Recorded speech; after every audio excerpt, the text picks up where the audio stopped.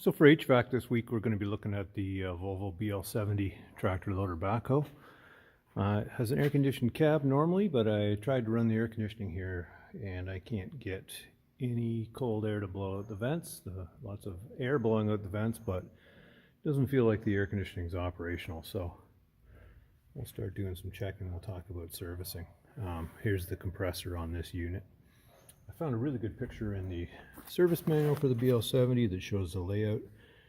And there's our compressor, the line leaving the compressor, running to the evaporator, which is up front, running to a receiver dryer, where we've got a pressure switch, which I assume is probably detecting low pressure, but we'll check that out and see. And then that's feeding our right angle expansion valve, it looks like, at the evaporator, and then the evaporator, and then refrigerant getting drawn back to the compressor.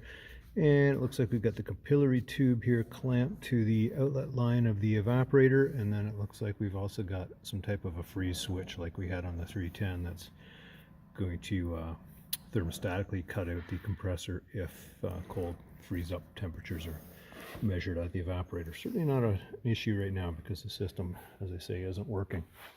So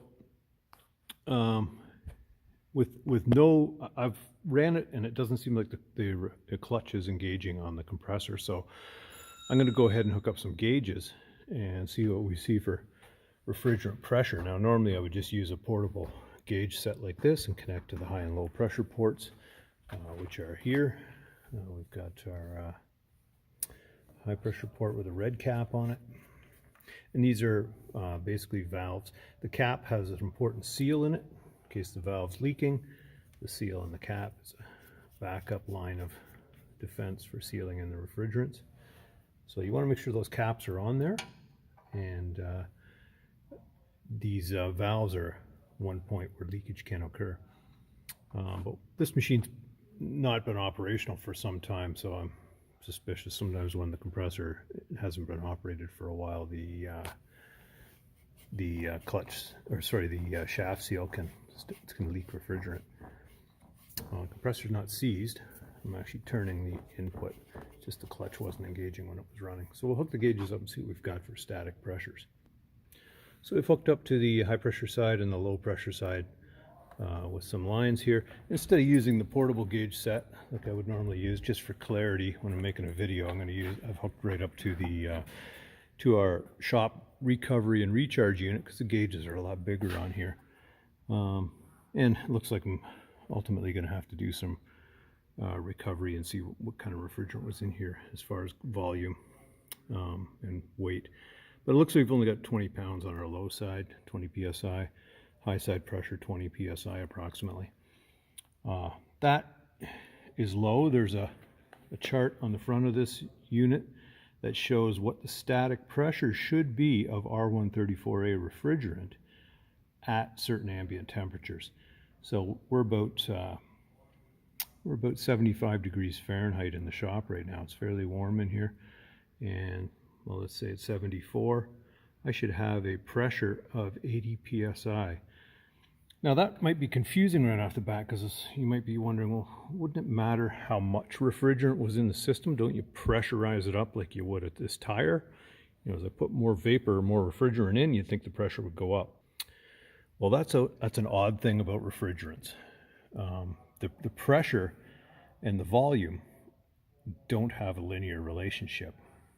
Unless you super overcharge the system, you're not going to see any more than that 80 psi at room temperature.